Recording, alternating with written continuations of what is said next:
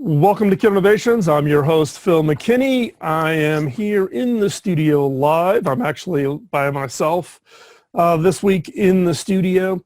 One question that I've got from a couple players via email was with regards to kind of some tips and tricks, where to learn to go search for innovations, or where do I source innovations? So that's actually what we're going to cover in today's show.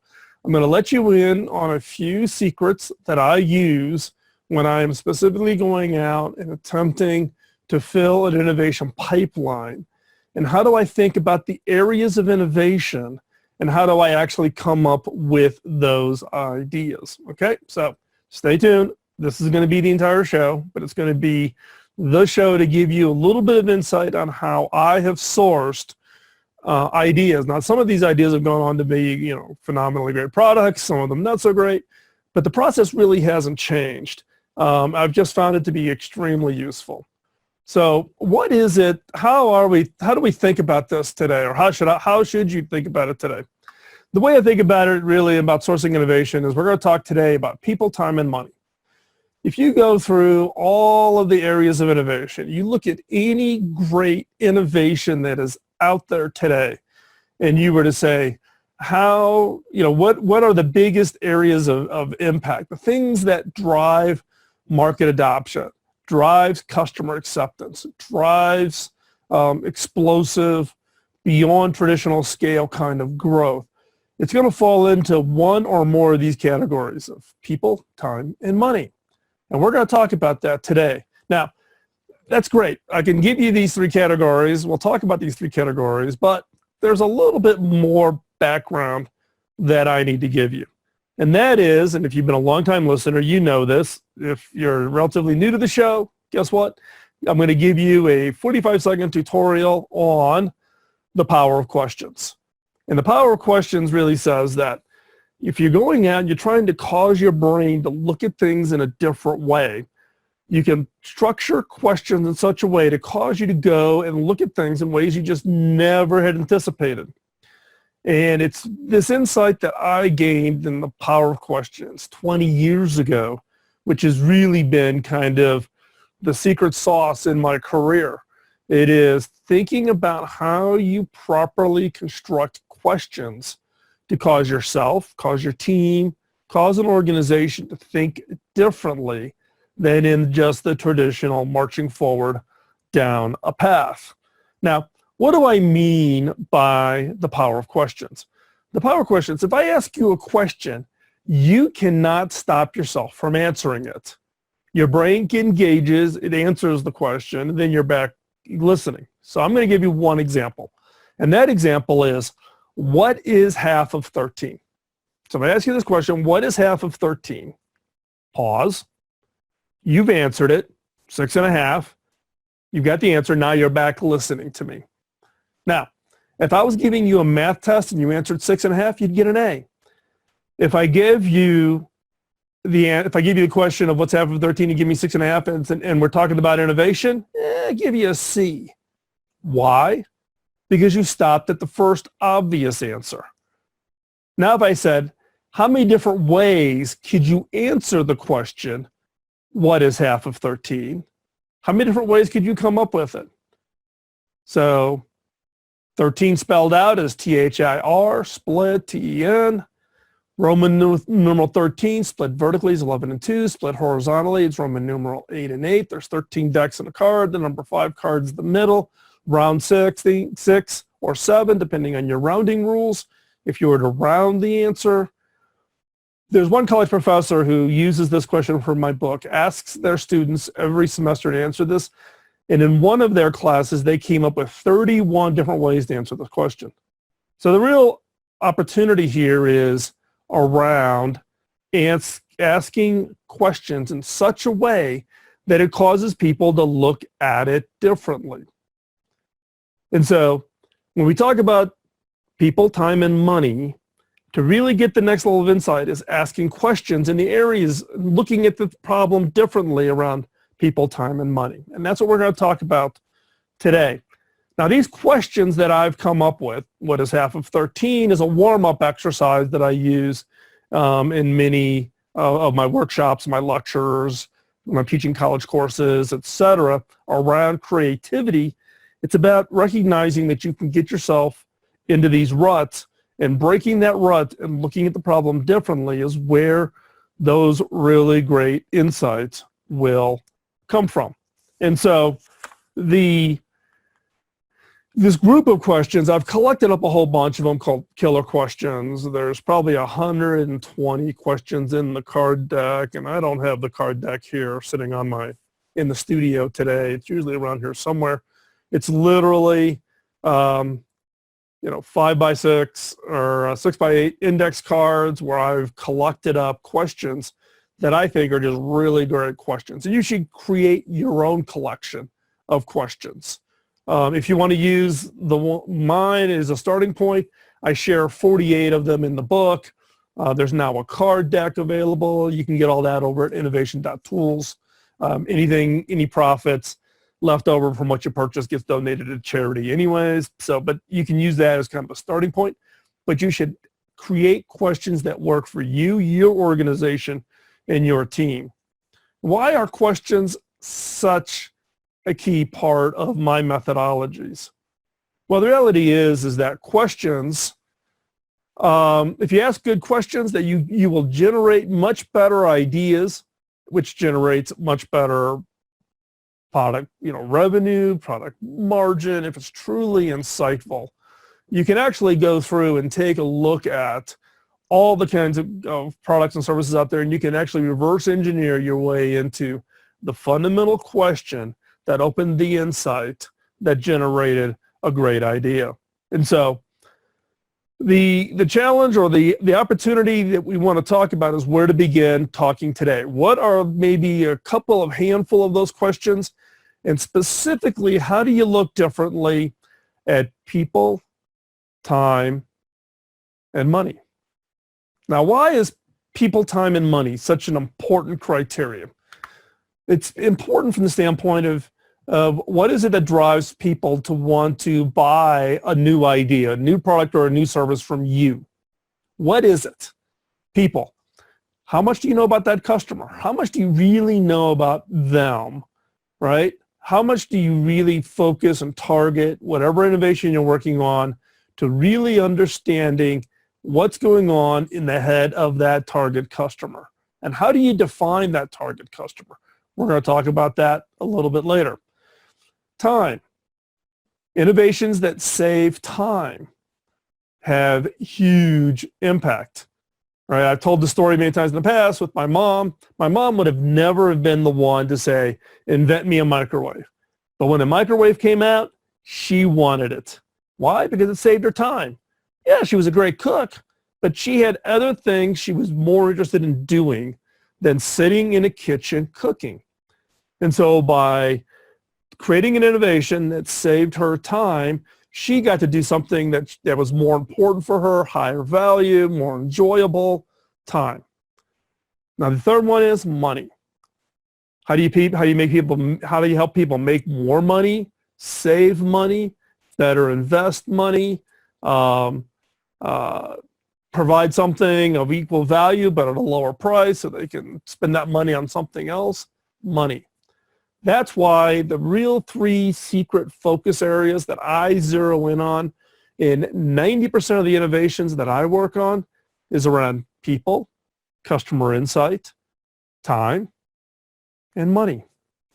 Now, how do you go forward with that? We're going to talk through this in more detail, but there is a structure to that around that focus of innovation, and that is, how do you ideate? What is the process through the ideation process to work on and come up with ideas? And that is around who, what, and how. In the case of who are you targeting? Who do you think is, who has the need? Who's going to exchange the value, etc. On the what is going to be focused on the thing about the product. What is it? Does it save me time? Does it save me money? What is it? The how is how does your whole business operate? So while we look at people, time, and money, we have a structure to ideation. We structure the questions around this who, what, and how. Now, I have examples of all three. We're going to go into those as we come into the next segment, but don't go anywhere. We're going to give you some specific how-tos and how to think about people, time, and money, and how do you actually ideate those questions. So don't go anywhere. We're going to be right back after this quick commercial break. You're not going to want to go anywhere because we're going to give you that little secret that's going to kickstart your next set of ideas. And you're listening to Killer Innovations on the BizTalk Radio Network. Well, welcome back to Killer Innovations. Before we hop back into the show, I want to give a quick shout out to one of our great sponsors, and that is Zoom. Zoom is the video collaboration technology we use when we're communicating amongst the teams, when we have guests who remotely connect here into the studio, or just when we want to collaborate, when we want to share documents and edit them in real time. We've just found Zoom to be the tool. So check it out.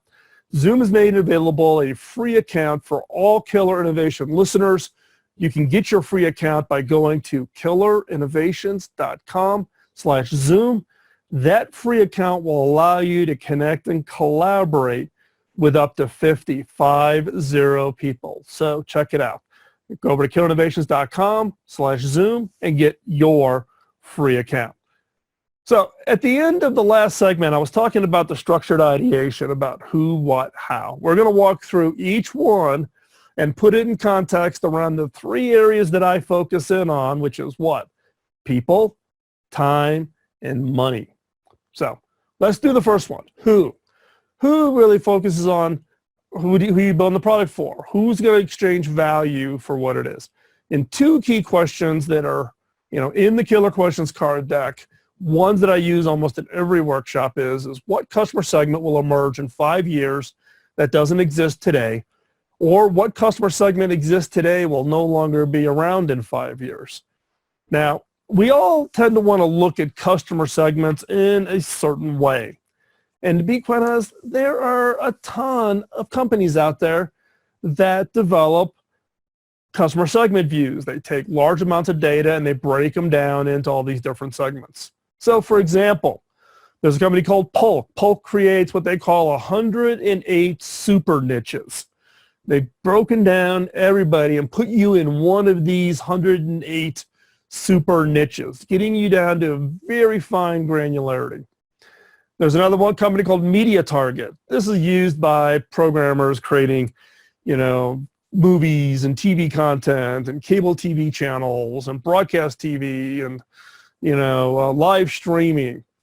And it's broken into 8 groups of what they call info-seeking viewers. These are people who are looking to get something out of the experience, whether that's I'm a news junkie, so therefore I'm watching, CNN and CNBC and Fox, those, or I am into the feel happy, feel good kind of video experience, which means I'm watching maybe Hallmark, et cetera, et cetera.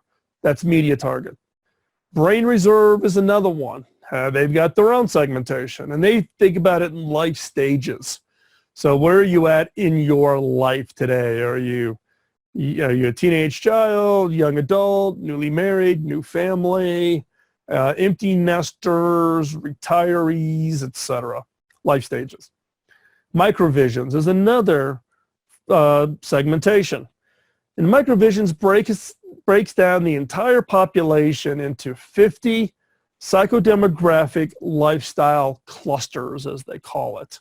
So this is psychodemographics, how you think, how you make decisions, how do you prioritize things, etc. 50 of those, and they put those into clusters.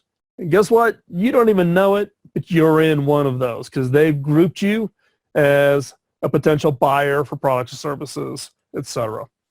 And then there's another one called Prism.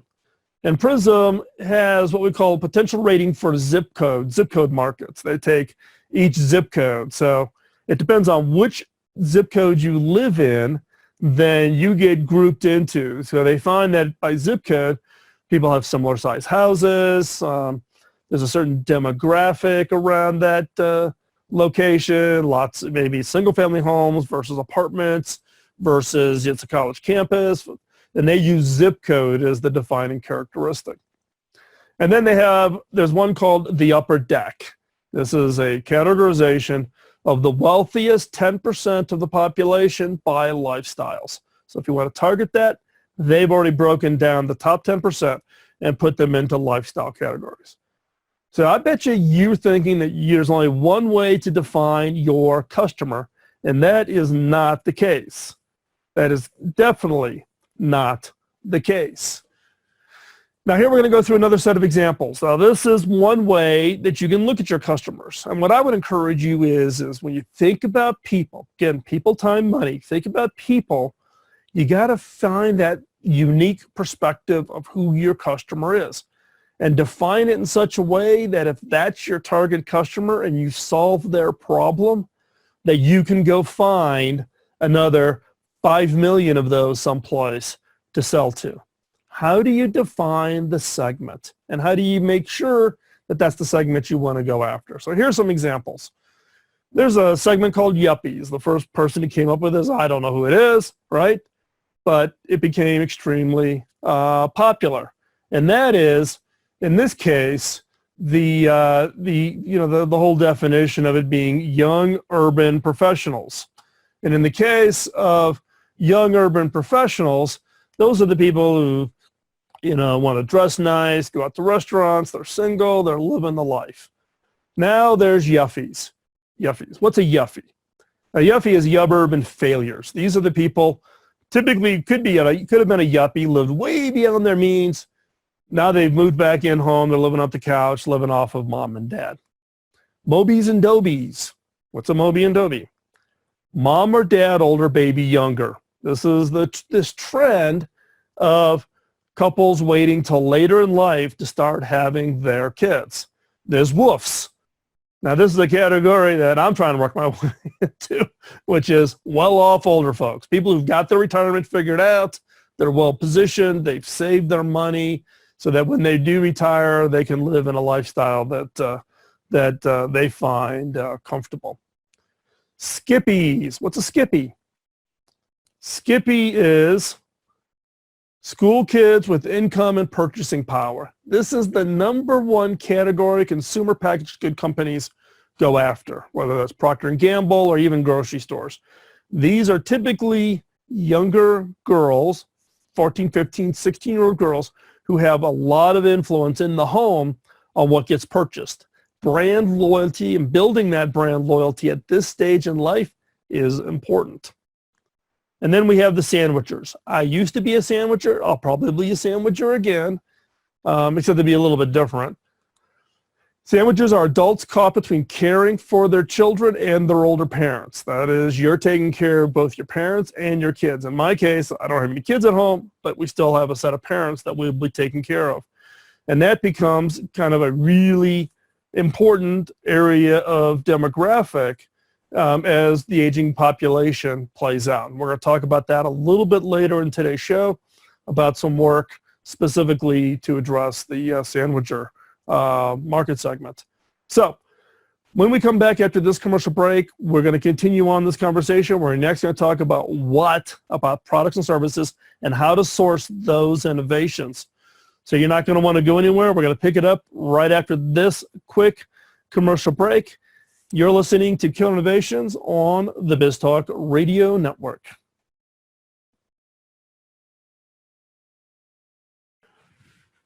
Welcome back to Killer Innovations. I'm your host, Phil McKinney. Before we hop back into this segment, need to do a quick shout out to one of our great sponsors, HP.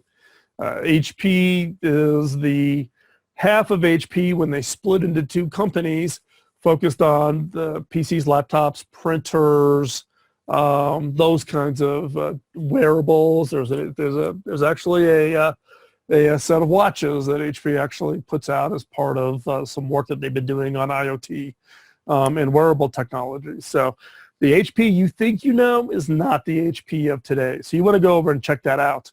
HP is providing some new equipment and gear that we're putting into this studio, and we're actually building a second studio so that we can more easily produce content, et cetera. And HP is providing a core set of that equipment. If you want to see what they're doing here and also about the relationship with the show, hop on over to killerinnovations.com/HP, check it out.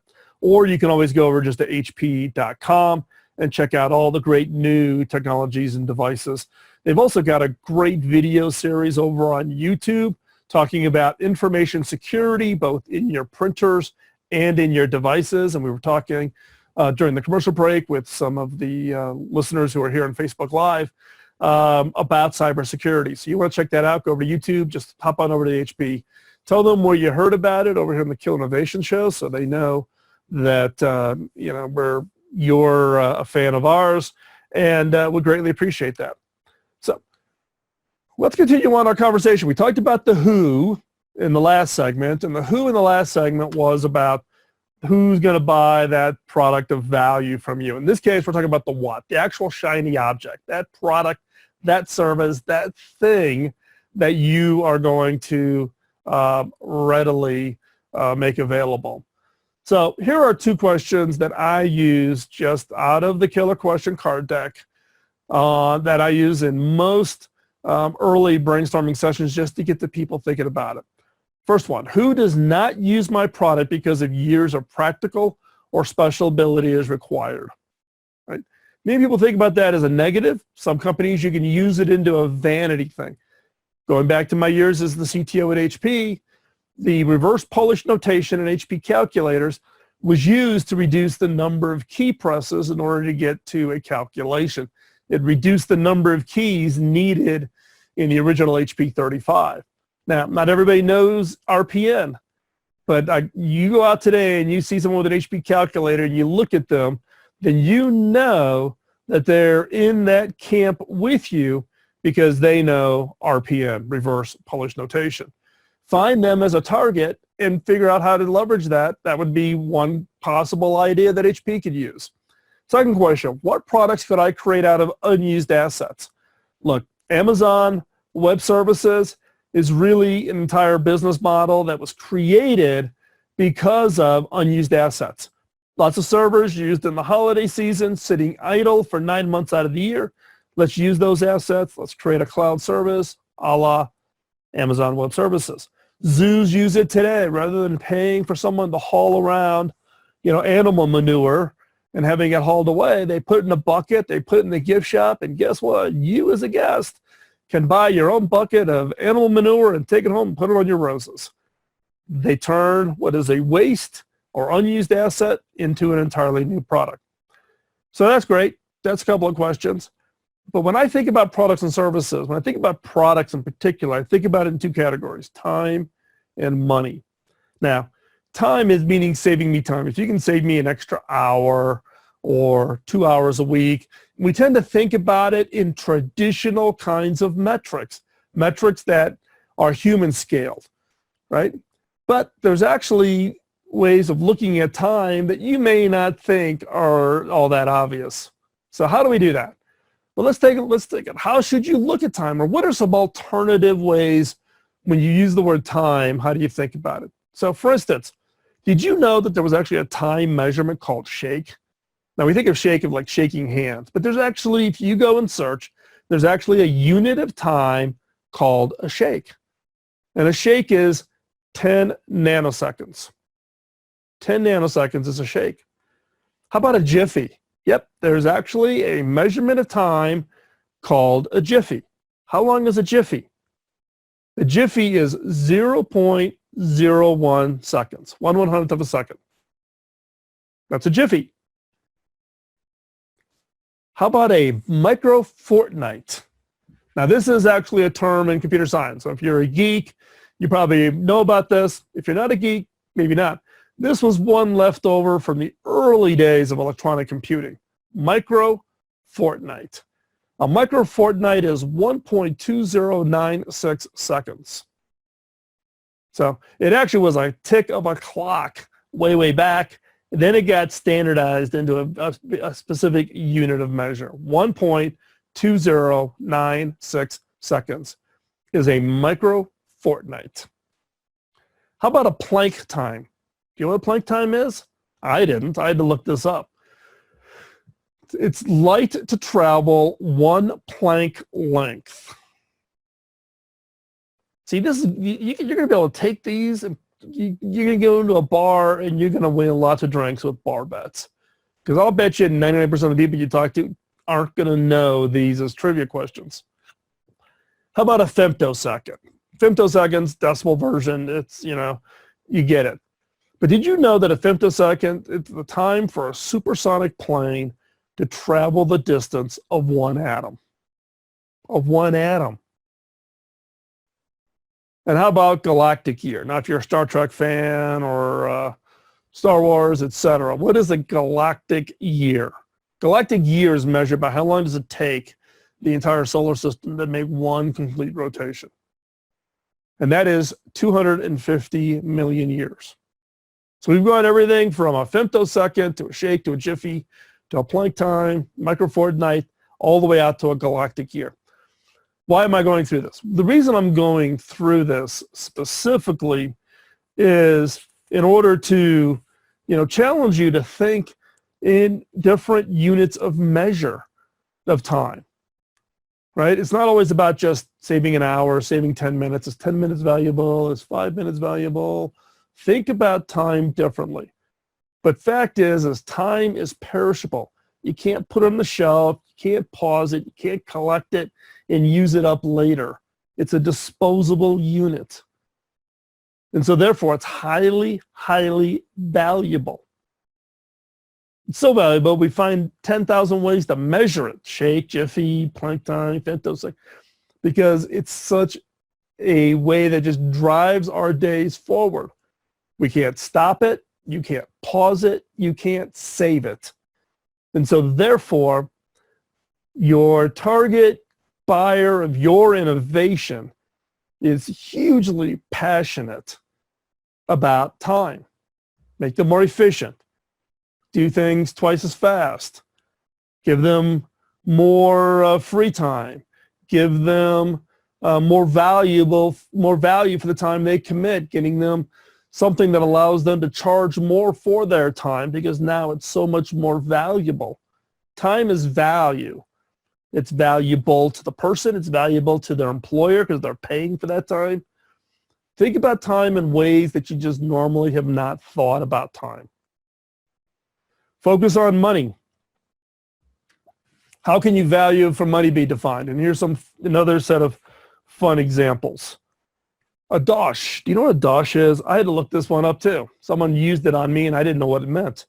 It's an informal British term for cash, like a buck or moolah in the American terms. How about a lucre? Now, lucre, typically, I thought of it as a specific type of money from a specific country, but it's not.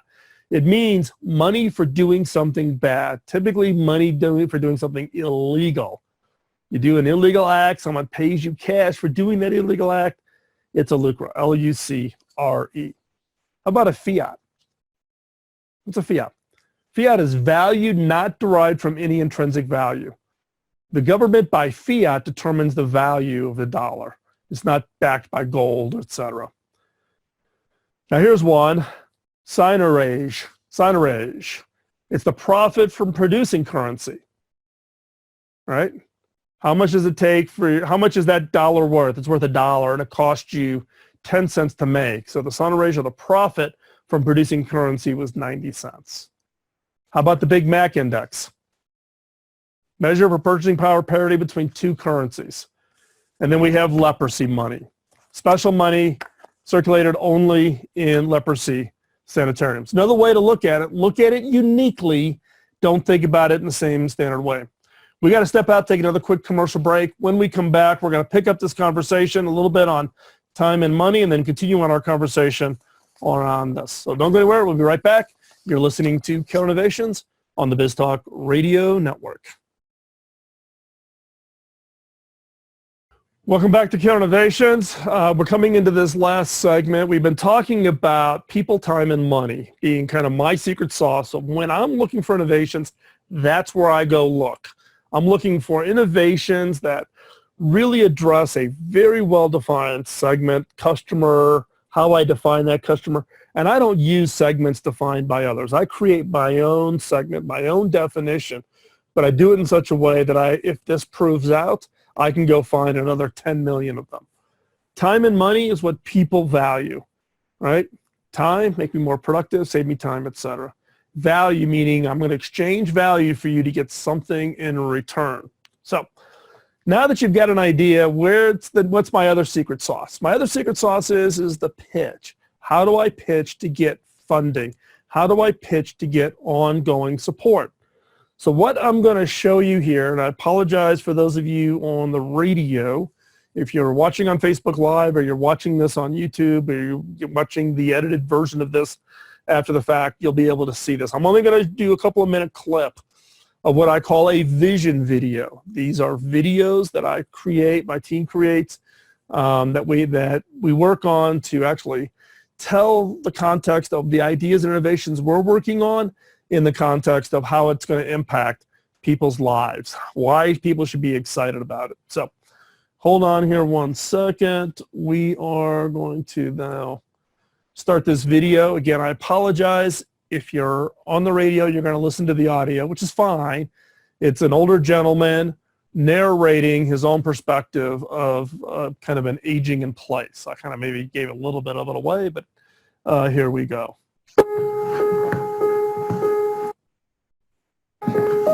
Come on, Cookie. I don't know how you're supposed to feel at 86, but I don't think I feel like I'm 86. Surprise! People make my world go round. I fear isolation and being cut off.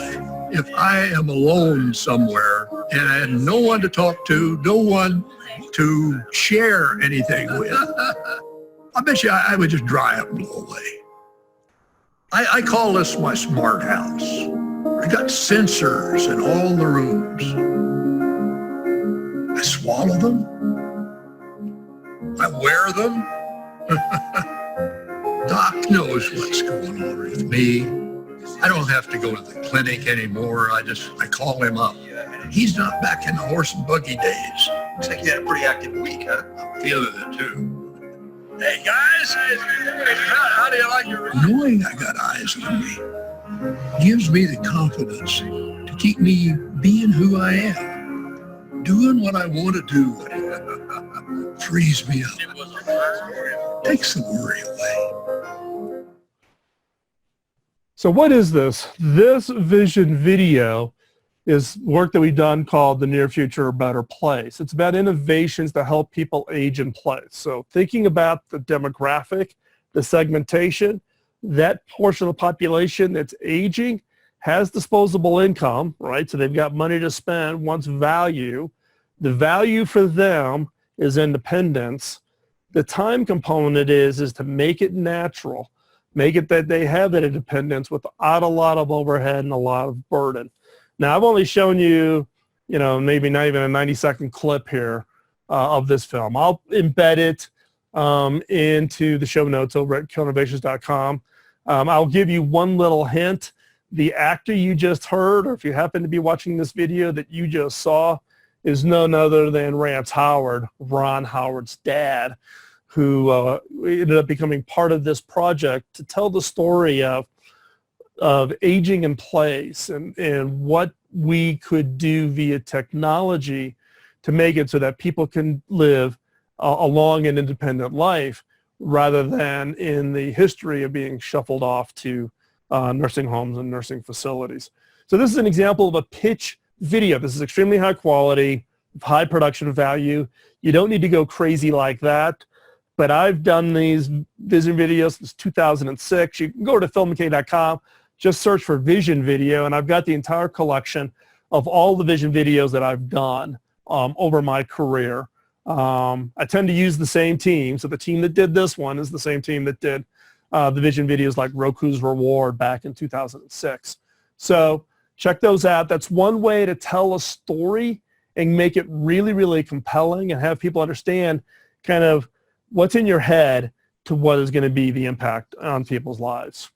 And so again, back on the impact for innovation, the secret sauce for me is around people, time, and money. People really understanding the customer, so your customer, your target customer, not from some third-party categorization. You really knowing the customer. Go back, you can listen to some past shows where I talk about me doing surveys, random surveys in Starbucks in New York City, or standing in Best Buys, etc. Time and money, the things that we as individuals value. We only have a little amount of time. We can't live forever. And money allows us to buy the things that we enjoy or enable us to have a comfortable life, or allows us to support others that are important to us. Time and money. People, time, and money. So the questions, one of the questions we get is where can we find these questions? Killer question card deck. I've got it right here sitting, and I use it every day. You can buy it. Go over to innovation.tools and check that out. One last call out to our sponsors, Zoom and HP. Go check them out. Give them a quick shout out. Heads up, I will be in New York and DC coming up December 26th in New York, September 26th in New York, September 29th in DC. I'm hosting a breakfast. If you want to attend, go to theinnovators.network/NYC for New York City, or theinnovators.network/DC for the Washington, D.C. breakfast. Would love to see you there. Love to catch up and hear what you're up to. Hopefully you found today's show informational. People tend to want to get around onto the new little techie things. I think about it always in the concept of people, time, and money. And I create those questions that force me to get that insight. So hopefully that's helpful. Love to hear from you. Phil@killerinnovations.com. My contact information is available over at Phil McKinney or at killerinnovations.com. And with that, I thank you for taking time out of your busy Sunday to spend your time with us. And look forward to talking to you next Sunday. Don't let the innovation antibodies get you down. Get out there. Change the world with your ideas. You've got them. You can have an impact. Good luck.